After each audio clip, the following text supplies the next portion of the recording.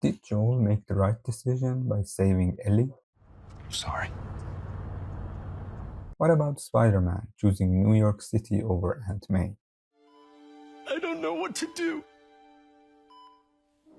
Yes, you do. How difficult was it for Levi to choose Armin over Erwin? Was Eren right? 人類の8割を踏み殺した。 Great stories come in all forms: movies, TV shows, games, animations, novels, and even real life. Among all the twists and turns in a great story, there often comes a moment of choice, one that changes the character forever. A no-win scenario, a true moral dilemma.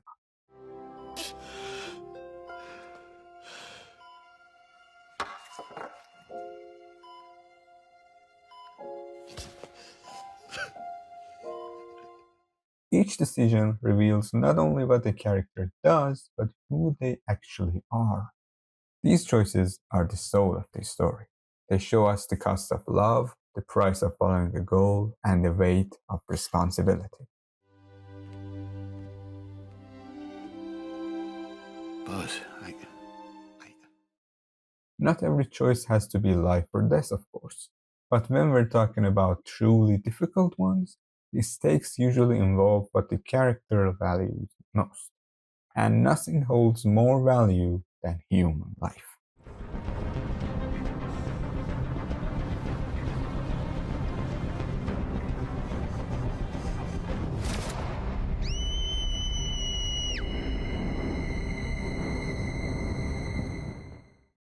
The great author Robert Mackey says, "True character is revealed in the choices a human being makes under pressure.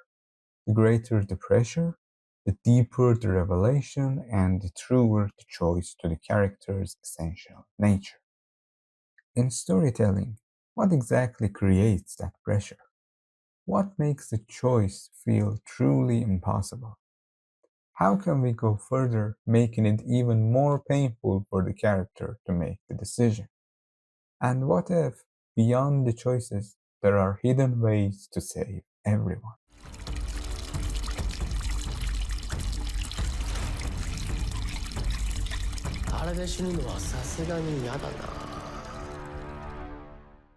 To answer these questions, let's start by breaking down the key factors behind every difficult decision.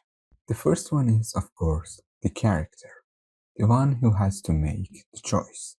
But here, we're not just talking about the person.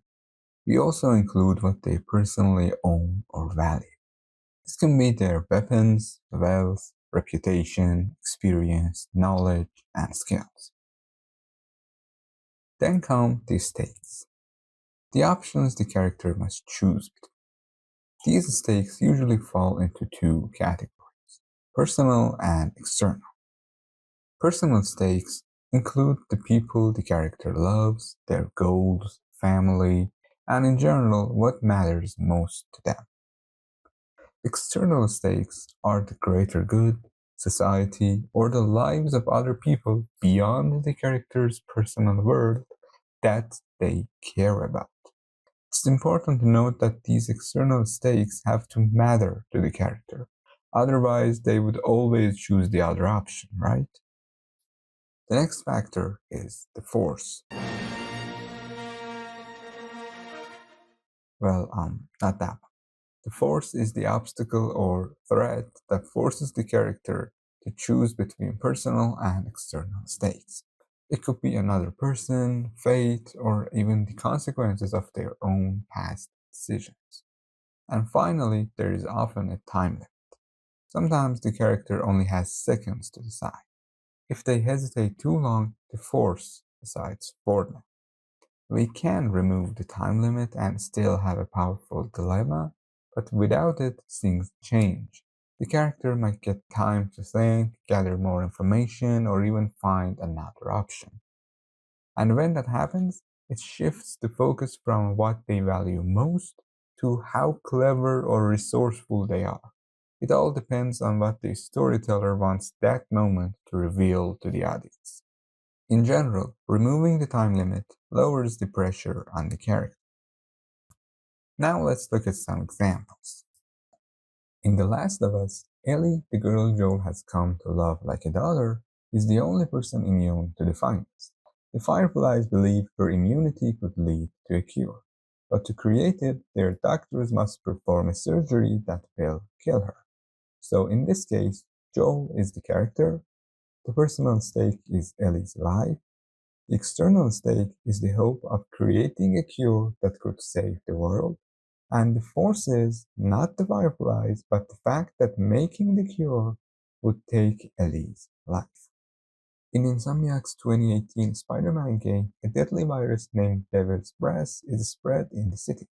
The antidote required to cure Aunt May is also needed to synthesize a larger quantity of it for the entire city. In this case, Spider-Man is the character, the personal stake is Aunt May's life, the external life is the lives of people of New York, and the force, again, is not any of the villains, but the fact that there is only one antidote and it can be used either for Aunt May or the city. In Attack on Titan, Levi can inject the serum to either Armin or Erwin, which both are just moments away from death. Whoever receives the injection will turn into a Titan and possess the power of Colossal Titan by eating its current shifter. If Levi hesitates, both will die and the serum will be useless. In this case, Levi is the character, the personal stake is Erwin, his friend and commander, the external stake is humanity's future, choosing between Erwin's leadership or Armin's potential and dream. And the force is the fact that there is only one injection and one shifter. Now that we have identified the core elements behind any hard choice, let's use a variation of the classic trolley problem to show how raising these stakes can make the situation more difficult and how the choice can leave a deeper mark on the character. A runaway trolley is speeding down the tracks. Ahead, the path splits. On one track, 5 people are tied down. On the other, only one person is tied. You're standing next to a lever. You must choose which track the trolley goes. There is no way out, no third option. I changed the original trolley problem to remove the option of not doing anything. Let's consider that if you don't do anything, all 6 people will die and it's your fault. So you have to choose one of the tracks. Which one do you choose? You would probably choose the track with one person, right? Makes sense, but let's make it harder. In this example, you are the character and I am the force. I'm going to present different scenarios, raising both personal and external stakes as we go forward. You can pause the video to think more about your decision. So think carefully and tell me what would you choose if you were in these situations. Share your choices with me in the comments. Scenario number 1. The person tied to the lower track is a 5-year-old child.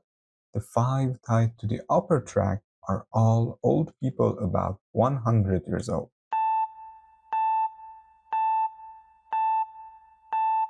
Scenario number 2. The person tied to the lower track is a famous person you love the most. It can be your favorite actor, sports player, or musician. The 5 tied to the upper track are 5 random people from across the world you don't know at all.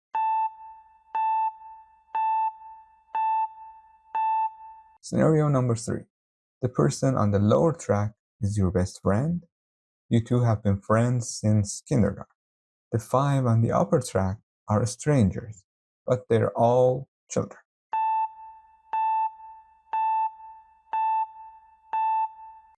Scenario number 4.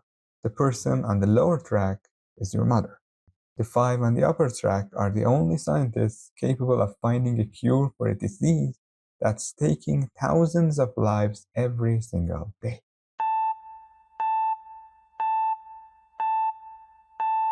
Scenario number 5. The person on the lower track is the love of your life. This can be your partner or child.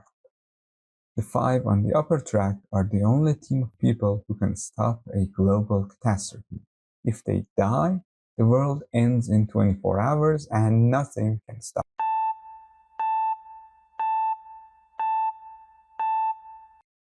Did you feel it? With each scenario, the weight on your shoulders grew heavier. The stakes became more personal, more global, and more painful. For some scenarios, you had an answer. You were sure. But as we moved forward, you couldn't just answer right away. You needed more time to think. What started as a numbers game quickly turned into a battle between your heart, your brain, your values, and the external states. That's exactly what great stories do. They don't just show what the characters choose, they show us who they truly are when they have to choose. Just do it. Just do it.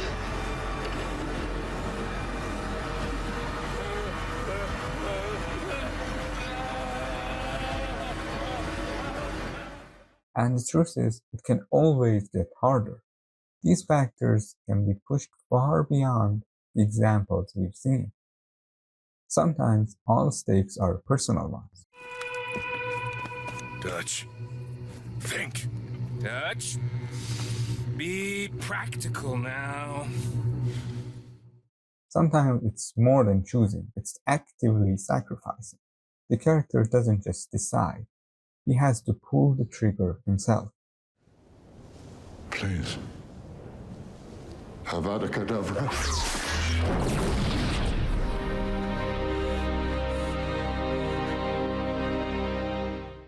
Or worse, sometimes even the outcome isn't guaranteed. The character might make the choice and still lose everything.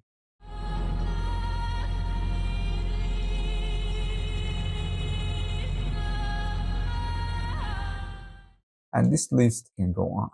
That's why there can always be another story, the one that challenges us in a way no story has before, and leaves an impact we never forget.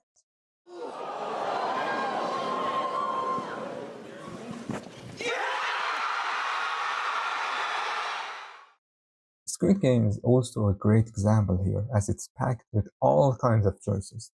From the very first moment when players agree to play Dakchi with the salesman, 하셔서 한 번 이기실 때마다 10만 원을 드리겠습니다. to every voting and all the games they play, they're constantly forced to choose. As the games continue, the choices become more difficult. And because almost all the time one of these stakes is their own life, the choice can't get more critical. That isn't you. You're a good person at heart. Now that we saw how to raise the personal and external stakes in action, let's revisit our original examples. Joel and Spider-Man made opposite decisions. One chose what mattered most to him personally, while the other chose what was best for the city.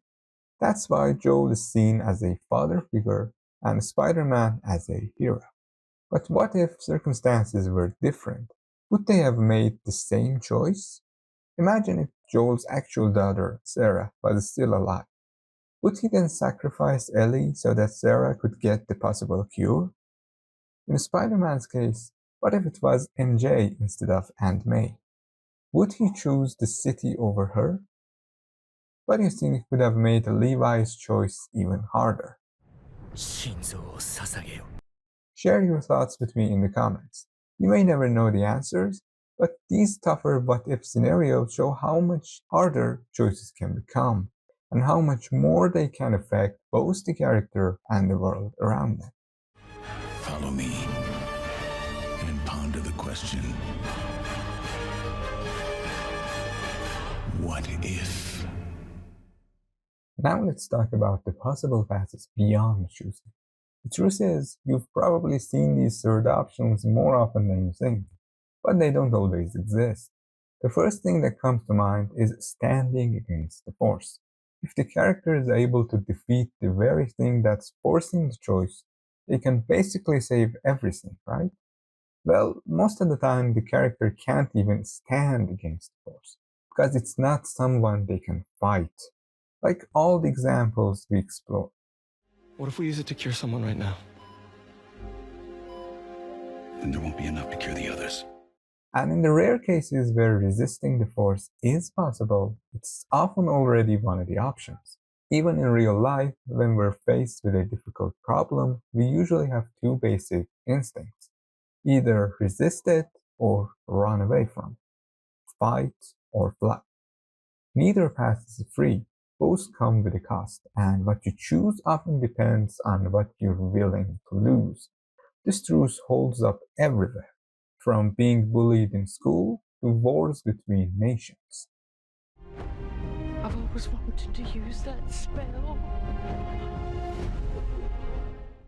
There's another path that sometimes is possible. The character sacrificing themselves to save all things at stake. Go! Go save Riley! Take her to the moon for me. Okay?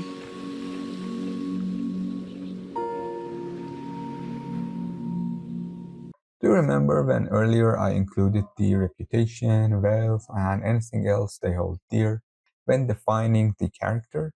Well, here is where they come to use.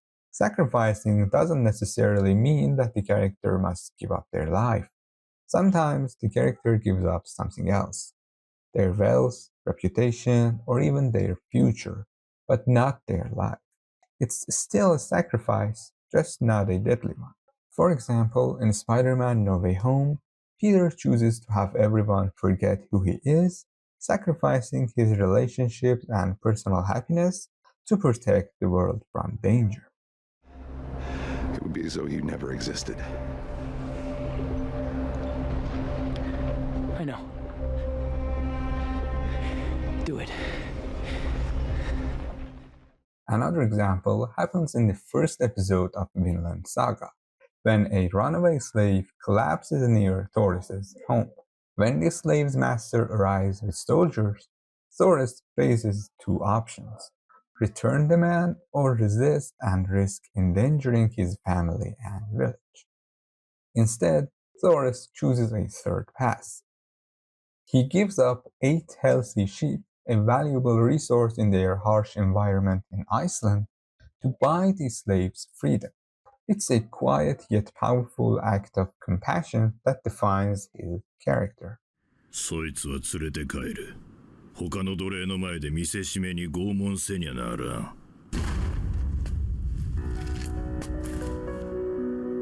ならば4頭だ。てめえ、ハーフダンさんの言ったことがわからねえ。黙れ。その倍といえば。だそう。すべて3歳以下のメスでな。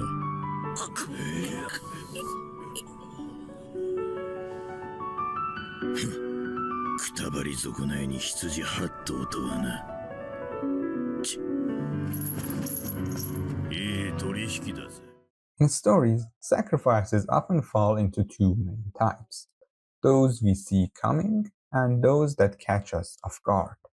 Foreshadowed sacrifices are built into the plot and tension. The audience is emotionally prepared because the story sets clear expectations. For example, when Black Widow and Hawkeye travel to retrieve the Soul Stone in Avengers Endgame, it's made clear from the moment they arrive on Vormir that one of them will have to give up their life. Let me go. No. Please, no. It's Please.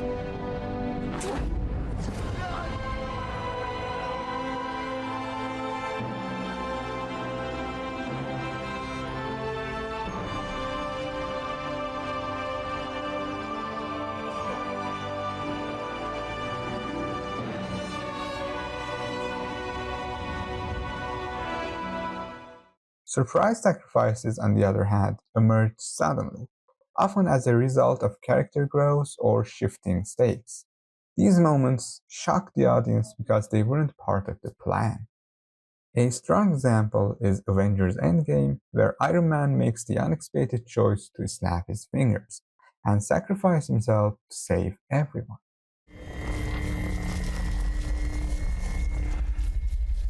And I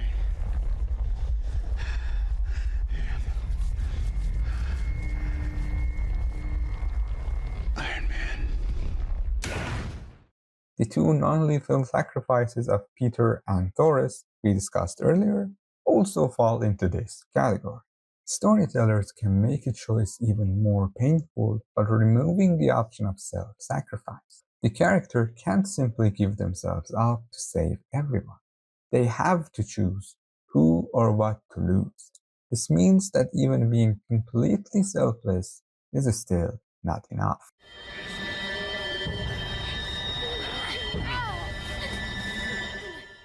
When it comes to an impossible decision, Eren's case is one of the best examples to explore.